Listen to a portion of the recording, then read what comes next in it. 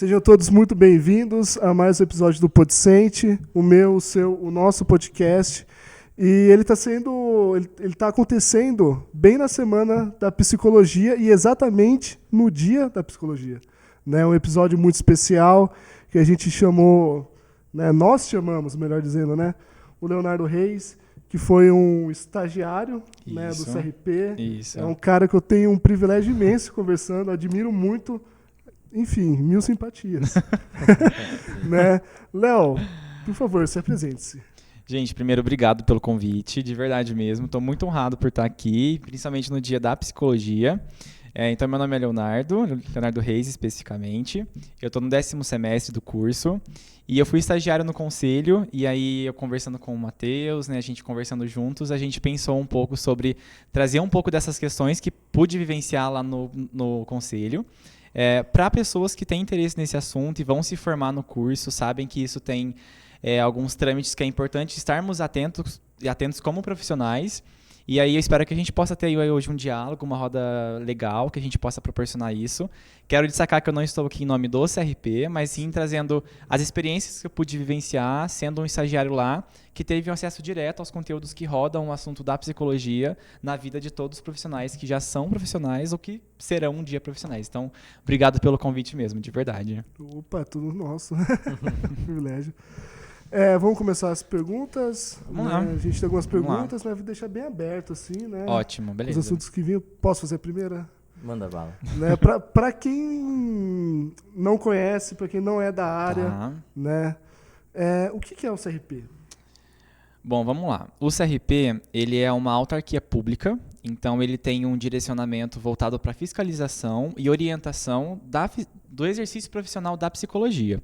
Então, o CRP ele é o conselho que vai ser dividido ali, né? Nacionalmente, nós temos o CFP, que é o Conselho Federal de Psicologia, e esse Conselho Federal ele é dividido por regiões, né? Então, a gente vai ter aí a divisão regional, que vai orientar aí cada região sobre a sua atribuição profissional.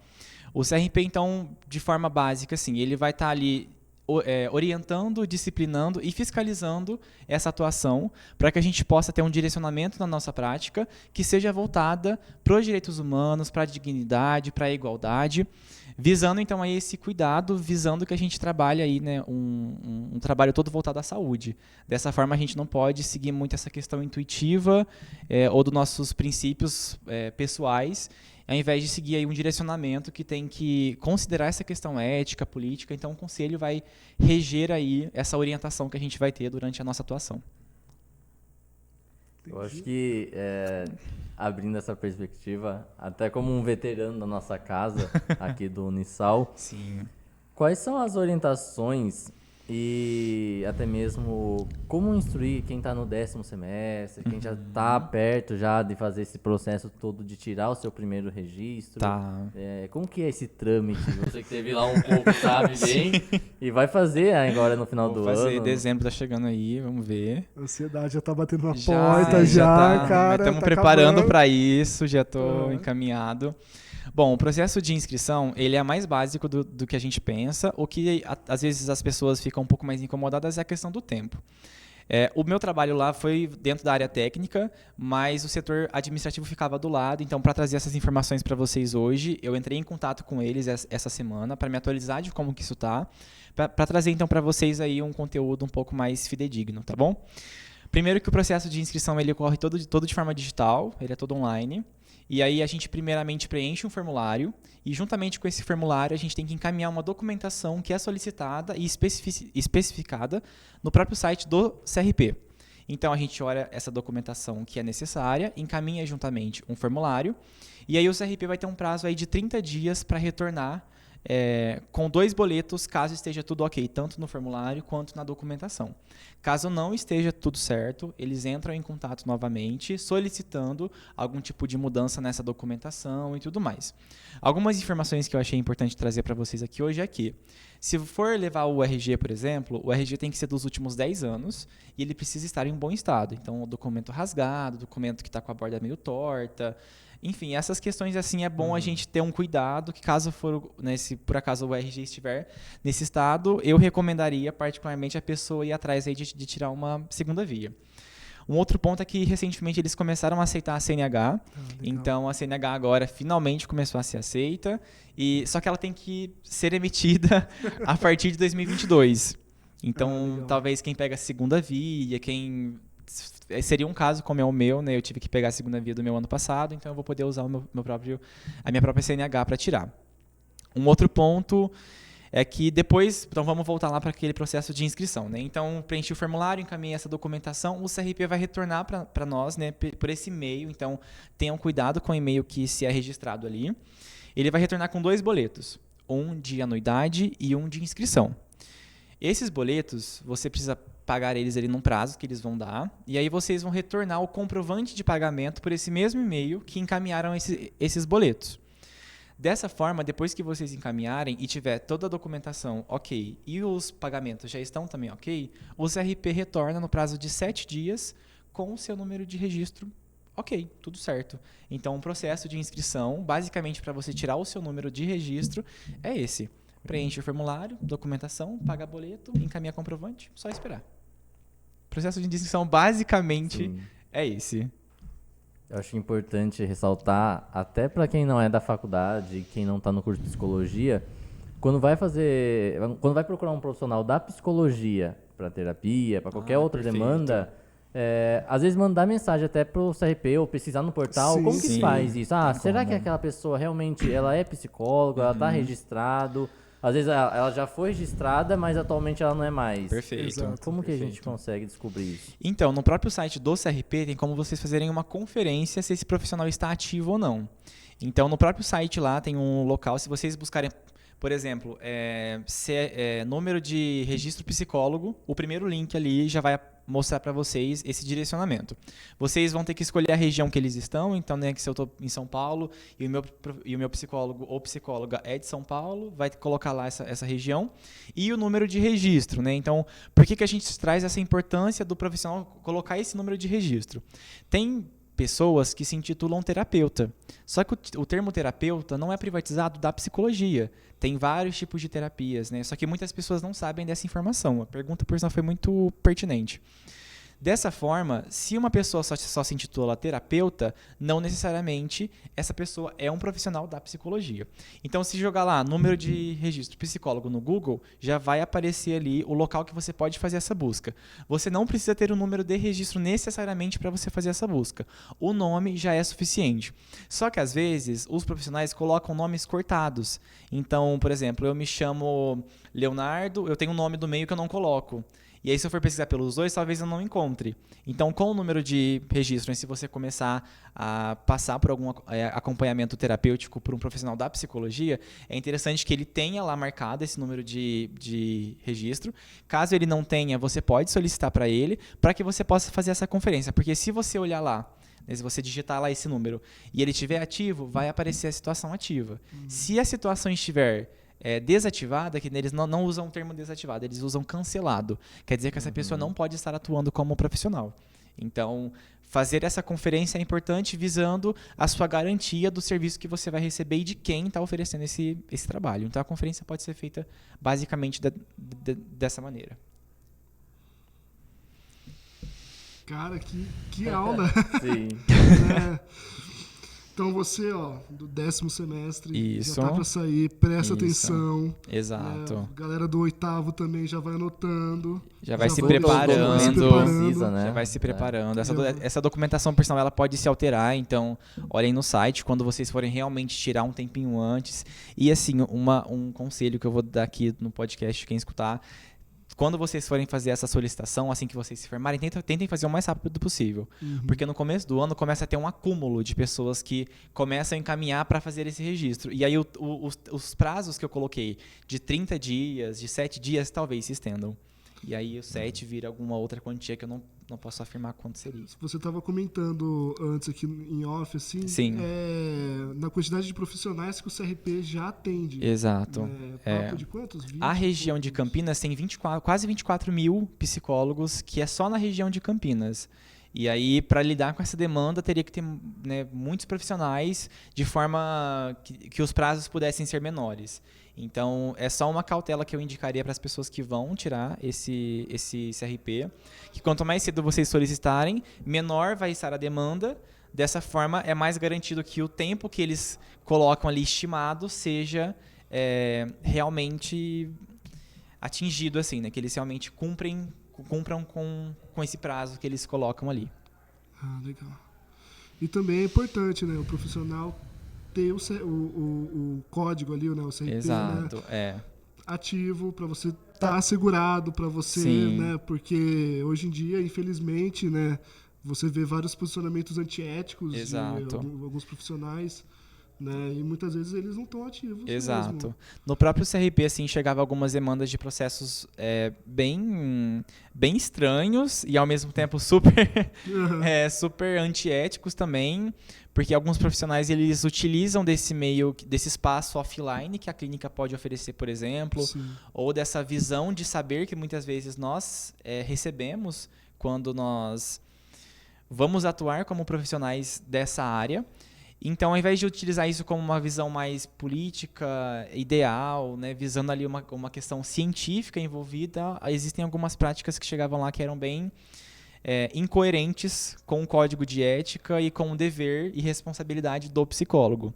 Dessa forma, com o CRP ativo, você consegue ter uma certa garantia de ter alguém a quem recorrer caso esse profissional não atue de uma forma ética, séria e correta que deveria estar acontecendo. Muito show. Sim. Nessa resposta. Eu acho que, já entrando nessa de demanda, às vezes que chega lá, quais são os casos mais inusitados ou Tem que história. você não esperava Claro. que aparecesse? Claro, se você sentir a vontade Não, de comentar, sim. se poder comentar, Sim. se não, porque a gente sabe que Aham. sigilo é uma coisa que devemos Sim. pregar sempre. Não, claro. Mas se tiver algum exemplo, assim, É, se for possível, claro. Vamos fazer assim, então. Eu não vou trazer casos de lá, mas eu posso trazer algumas experiências, porque assim, o meu perfil, depois que eu comecei chegava alguma denúncia, por exemplo, e aí eu utilizava as minhas redes sociais para buscar esses perfis, para perceber que a gente vai entrar depois nas práticas que mais havia vacilos ali de questão de profissionais da área da psicologia. Então, o meu perfil começou a ficar contaminado com pessoas que se intitulam profissionais da psicologia ou os terapeutas, né, que aí se abrange para seja lá qual for a área, que seriam, por exemplo, né, eu comentei isso até mesmo na palestra de ontem, que eu cheguei a ver o perfil de uma psicóloga, né, que a gente coloca aí alguns dos cuidados, por exemplo, que é a mistura da religião com a psicologia, né? Não tem um problema você ser um profissional com uma crença, tá tudo certo, viva a sua vida, tudo ok. Mas quando a gente coloca uma questão religiosa envolvida nisso, a gente tem que tomar muita cautela, porque a gente deixa o viés científico para trás. Dessa forma, se eu misturo uma questão com a outra, isso não deixa de ser uma infração ética, porque eu estou colocando ali alguns componentes que não conversam ou dialogam com o conteúdo científico e ético que a gente tem que buscar, principalmente visando que nós moramos, né, em um país teoricamente laico. Uhum. Então, uma das coisas que eu pude ver que eu achei, né, meio bizarro, por exemplo, é a questão de que uma psicóloga colocou o símbolo da psicologia na forma da sua identidade visual e no meio ela colocou uma cruz. E aí, querendo ou não, isso não tem muito sentido, né? Porque você colocar ali uma questão que parte para um viés, para trocar esse viés completamente ou misturar esse viés com outro, acaba sendo uma problemática. Então, o que eu posso trazer aqui para vocês hoje, por exemplo, de 4 questões aí, digamos, né, bem importantes nesse processo de formação e na atuação profissional em si, né, que chegava muitas demandas lá. O primeiro deles é documentos escritos. Documentos escritos, prontuários, laudos, relatórios. Esse era um ponto muito delicado. Tem uma resolução, que é a 06 de 2019, que é somente para documentos escritos, que orienta os profissionais da psicologia em quais são os tópicos necessários na formulação de algum tipo de documento. Então, se eu for fazer um relatório psicológico, quais os tópicos que precisam estar especificados nesse documento? Se eu vou fazer um laudo psicológico, quais são os tópicos? E aí, além desses tópicos que precisam de estar em acordo, né, para que a gente possa ter uma padronização desses documentos, porque assim, o CRP ele dá muita autonomia para o psicólogo ou psicóloga, mas por mais que ele dê uma autonomia, existe um direcionamento, tem um embasamento, tem uma base que você precisa estar de acordo e seguir ali. E aí, dos pontos que era que chegava documento, por vezes, sem especificidades necessárias para aquele tipo de documento, e isso pode gerar algum tipo de denúncia em cima desse profissional. E um outro ponto são afirmações taxativas dentro desses documentos. Isso na área jurídica era a coisa que mais acontecia. Posso trazer um exemplo para vocês? Claro, sim. Tranquilo. Então, por exemplo, eu sou um psicólogo e eu comecei a atender a Maria, né? E aí a Maria chega para mim e fala, olha, eu saí de uma relação de 5 anos, nos últimos 2 anos eu comecei a sentir muita angústia, muita ansiedade, e isso tudo eu sinto que foi decorrente da minha relação. Eu vivi uma relação muito abusiva, uma relação muito tóxica, cheguei a vivenciar algumas situações de violência, criando uma situação hipotética aqui, tá? E aí eu, como profissional, e vamos supor que ela fala assim, que ela está numa questão de guarda, né, porque ela tem um filho com esse cara, e ela está numa questão de guarda jurídica ali, e aí ela quer poder levar um documento jurídico colocando esse adoecimento por conta dessa relação. E aí o motivo jurídico, seja lá qual for, tá? Eu, como profissional, faço uma avaliação psicológica em Maria e percebo que ela tem TAG e transtorno depressivo, né? TAG e transtorno de ansiedade generalizada. Quando eu for fazer um relatório psicológico, eu preciso ter muita cautela em como eu coloco esse tipo de informação, porque o que eu posso afirmar é o que está na minha área. E o que está na minha área é o quê? A avaliação psicológica. E aí vamos supor aqui 2 tipos de documentação, tá? Eu faço um documento falando, olha, eu acompanho a Maria a X sessões, Maria chegou relatando tal queixa, foi perceptível tais comportamentos em Maria, tais sentimentos, tais emoções. E aí foi possível identificar que, decorrente da sua última relação, Maria desenvolveu TAG e depressão. Quando eu falo que é decorrente da sua última relação, eu afirmo que foi por culpa dessa relação que Maria desenvolveu esse transtorno. Só que eu não atendi esse cara. Eu não sei o que ele realmente fez. Eu não sei o que esse cara, o que Maria me contou é realmente verídico. Então, eu vou desconsiderar o que Maria me trouxe de forma alguma, mas eu vou ponderar a forma como eu aplico isso, a forma como eu coloco isso. Então, eu posso colocar, Maria relata, durante o seu processo terapêutico, que vivenciou tais práticas, que vivenciou tais questões, e, em tese, isso pode ter impactado para o desenvolvimento de algumas questões na saúde mental de Maria. Então, eu coloco que há uma possibilidade de um envolvimento na relação, mas eu não coloco uma afirmação de que isso realmente aconteceu por culpa dessa antiga relação, que é uma afirmação que eu não posso fazer. Uhum. Então, em um outro documento, a gente já seguiria essa outra diretriz. Deu para entender mais ou menos a diferença desses pontos? Um segundo ponto, que aí eu comentei isso também ontem, que me dá até um pouco de raiva que são as práticas não reconhecidas. A psicologia tem inúmeras áreas que você pode seguir. Nós temos até a opção de abordagem dentro da psicologia, né? Nós podemos até escolher ali essa vasta gama, que, né, visando outras atuações, que às vezes você vai ter uma coisa que você pode fazer, né? Você vai atuar de uma forma. Sim. A psicologia te dá vários mercados e ainda te dá a maneira que você identifica ali e corrobora, visando, claro, o lado científico da coisa, para atuar. Então, as práticas não reconhecidas por exemplo, eu sou psicólogo e, por exemplo, eu sou um psicólogo ateu. E aí eu vou lá e começo a criar um conteúdo de, existe uma filosofia que estudou sobre psicólogos ateístas. E eu começo a aplicar isso. Qual que é o embasamento disso? Qual que é a conclusão desse estudo? O que isso tem realmente a ver na relação da prática psicológica? Um outro ponto que também chegava, e o CFP postou uma nota, né, uma nota técnica repudiando o tipo de prática que foi a constelação familiar, que surgiu aí antes dos anos 2000, e a constelação ela tem uma base extremamente problematizadora. Então, por que o CFP ele coloca a problemática em cima da constelação familiar? Porque essa base tem uma estigmatização de gênero muito forte, uma estereotipia sobre a mulher muito forte, e aí a gente começa a ver isso depois na atuação. Então, a forma como essas pessoas aplicam isso, acabam o quê? Se no código de ética fala que a gente tem que ponderar a questão da violência, da discriminação, do respeito, e a gente utiliza uma prática que não está de acordo com isso, isso é uma infração ética. Então, as práticas não reconhecidas é só um ponto. Uhum. Um outro ponto uma outra prática que eu já cheguei a ver que também não é uma prática reconhecida, são práticas que estão voltadas, por exemplo, um filósofo criou uma teoria e aí começa a surgir estudos em cima disso e eu me considero um psicólogo dessa X teoria. Então, eu me denomino ali um psicólogo de tal questão que tem a ver com uma filosofia tal. Percebe que, assim, como que eu vou ter um direcionamento, o quanto aquilo não é um viés mais da minha questão pessoal do que um viés realmente da minha profissão. Então, as práticas reconhecidas seriam um outro ponto, tá? Se vocês ficarem com alguma dúvida, vocês podem me cortar para eu...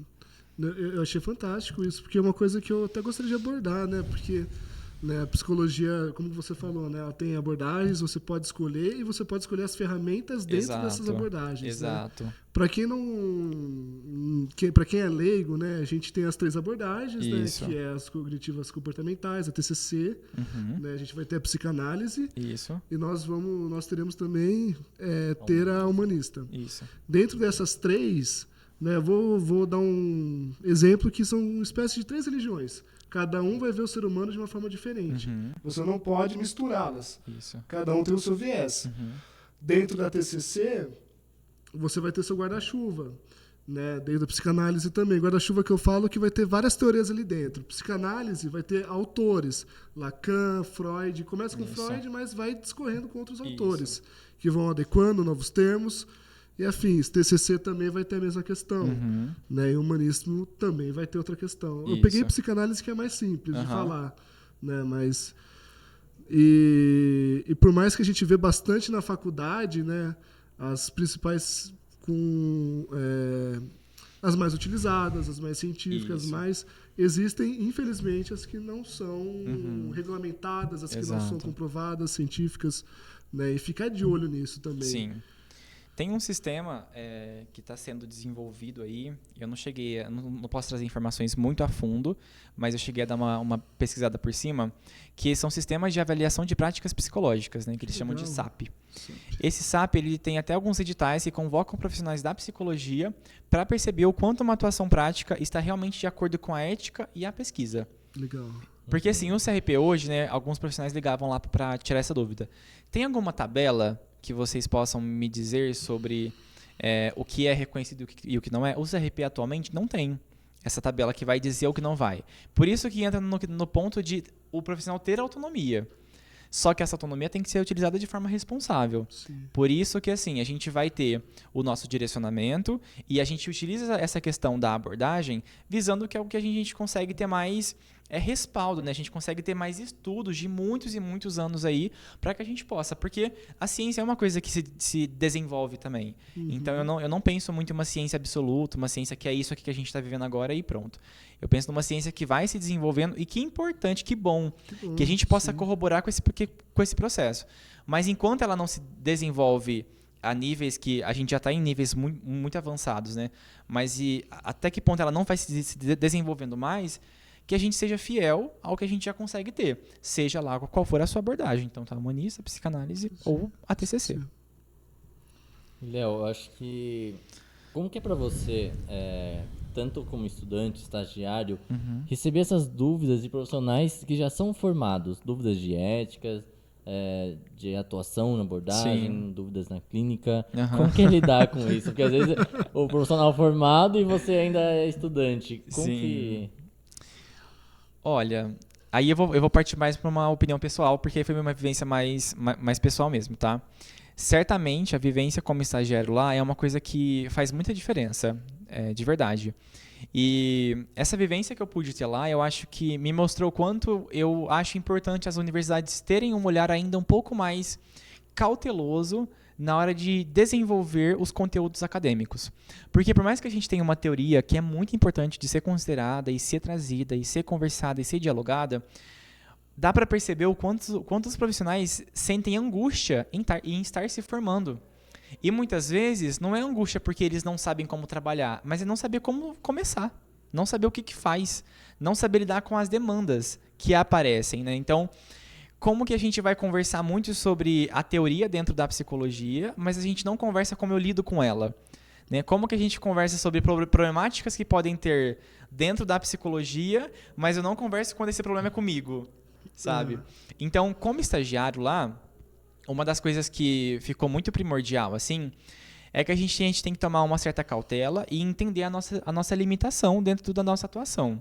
Então, explorar o que nós conseguimos fazer perante o espaço que nós temos, a autonomia que nós temos, mas também ter uma certa cautela em como a gente está se preparando. Porque, assim, uma das coisas que ficou marcado psicologia é uma coisa que você não pode parar de estudar. Porque a gente trabalha com pessoas envolve cultura, cultura muda, a sociedade muda. Dessa forma, a psicologia, ou a forma como os conteúdos que a gente acessa, né, o que a gente faz, ou o que a gente mais considera hoje, daqui a 10 anos não necessariamente vai ser a mesma forma, ou o mesmo conteúdo. E aí, daqui a 10 anos, nós estaremos atuando ainda como psicólogos. Então, estar atento a isso é um ponto. Uma outra parte importante, que aí eu diria para qualquer profissional que já se formou, ou não leu, ou está se formando, leiam logo no começo do Código de Ética, tem uma parte que são os princípios fundamentais e as responsabilidades do psicólogo, ou da psicóloga. Nessa parte, você consegue identificar exatamente quais são os seus deveres e obrigações que precisam estar de acordo. Então, tem algumas partes, né? Por exemplo, ligando um pouco com a pergunta anterior, né? As questões que mais chegavam lá de denúncia. Redes sociais era uma parte muito problemática. Então, de forma breve, né? Profissionais da psicologia ou futuros profissionais da psicologia busquem elaborar perfis que sejam destinados para questões pessoais e profissionais. Porque, querendo ou não, as pessoas que estão nas redes sociais e acessam o perfil de um profissional da psicologia eles entendem muito a nossa fala como uma verdade absoluta, porque nós somos a posição do saber ali para ele.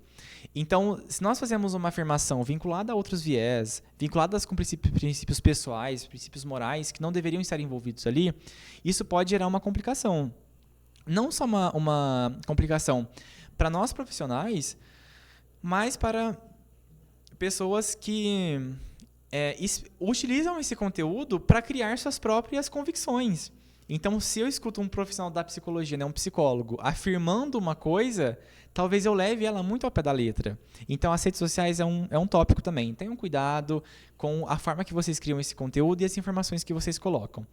E, por fim, em qualquer caso de dúvida que vocês tiverem, né, nós que estamos nos formando, pessoas que já estão atuando, encaminhem um e-mail para o CRP tirando essa dúvida, entrem em contato, seja lá de qual for a forma, para que elas possam elucidar essas dúvidas, porque em todas as respostas de e-mail, elas encaminham junto algumas resoluções que ajudam na leitura. Então, eu leio, por exemplo, eu estou com uma questão com documentos escritos. Elas elucidam a sua dúvida e, junto com isso, elas colocam uma resolução que vai falar sobre documentos escritos de forma completa.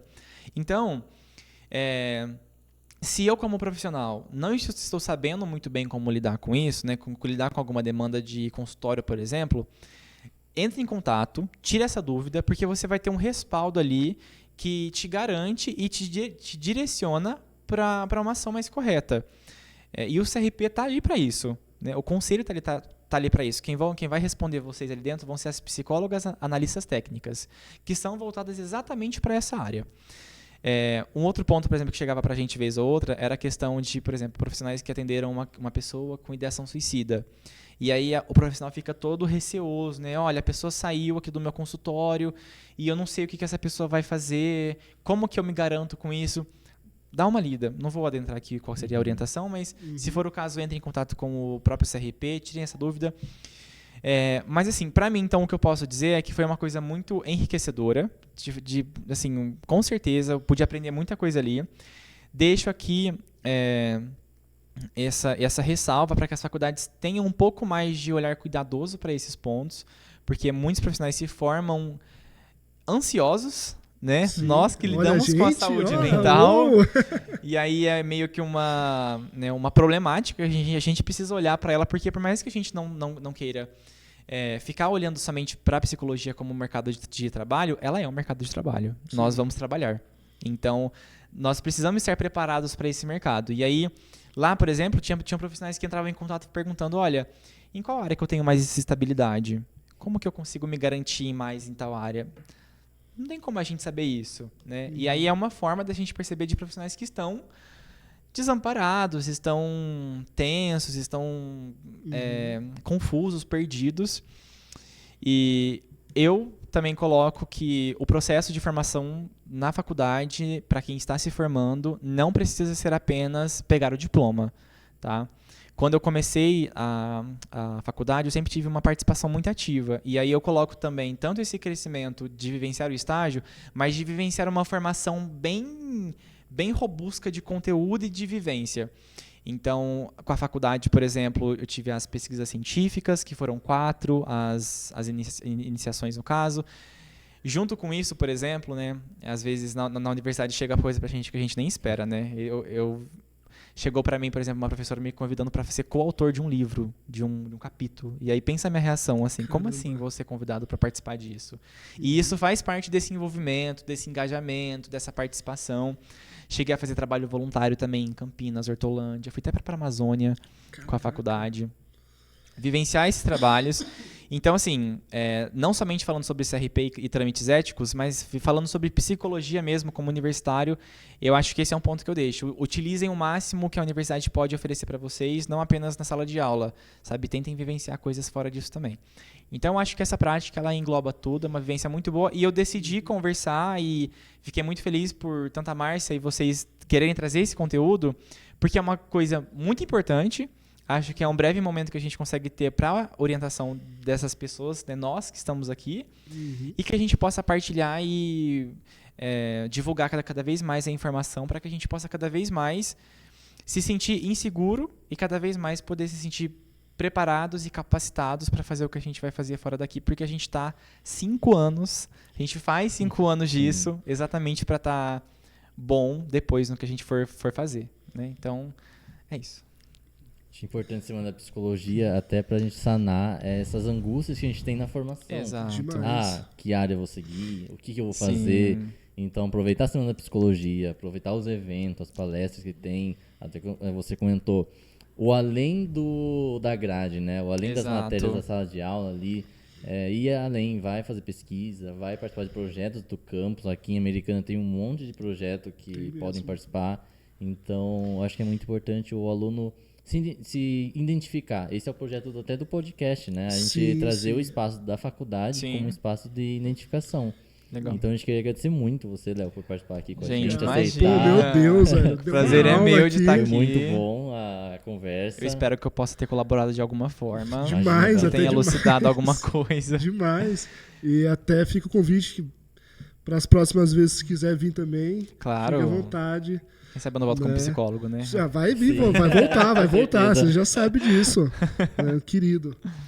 E é basicamente isso. Mais alguma pergunta, Dani? Acho que é isso. Só agradecimentos. Só agradecimentos. Gente, obrigado então de verdade. Estou muito feliz por ter participado aqui com vocês hoje. Espero que eu tenha colaborado de alguma forma. E caso tenha ficado alguma dúvida que futuramente alguém pergunte alguma coisa e eu puder ajudar, podem entrar em contato comigo que eu vou estar aqui por aqui. E caso for uma questão mais ética, que entrem em contato com o CRP, que eles vão estar lá para elucidar para vocês. Deixaremos os links e contatos também na descrição do vídeo. A gente tem alguma rede social que quer falar? Eu tô criando uma rede social profissional agora. Esse é um outro ponto que, para quem tá se formando, eu já deixo até como indicação também. Não espere se formar para você dar uma estudada sobre o campo da psicologia que você pretende seguir. Então, eu já tô com algumas coisas preparadas, mas como eu ainda não tenho nada, prefiro não falar porque não tá pronto. Aguardem. Um dia, talvez, quando eu voltar como psicólogo, talvez tenha. Qualquer coisa você dá um toque, a gente coloca na descrição aqui. Pode ser, vai seguir, né? Se vocês forem postar e já estiver lá, que a intenção é próximo mês agora já tá nativa. Ah, legal. E é isso aí. Muito obrigado, galera. Curte, Valeu. se inscreva, dependendo da plataforma que for. Muito obrigado por escutar. Espero que tenha gostado. E é isso aí. Até mais. Até o próximo. Gente. Até a próxima. Tchau, tchau.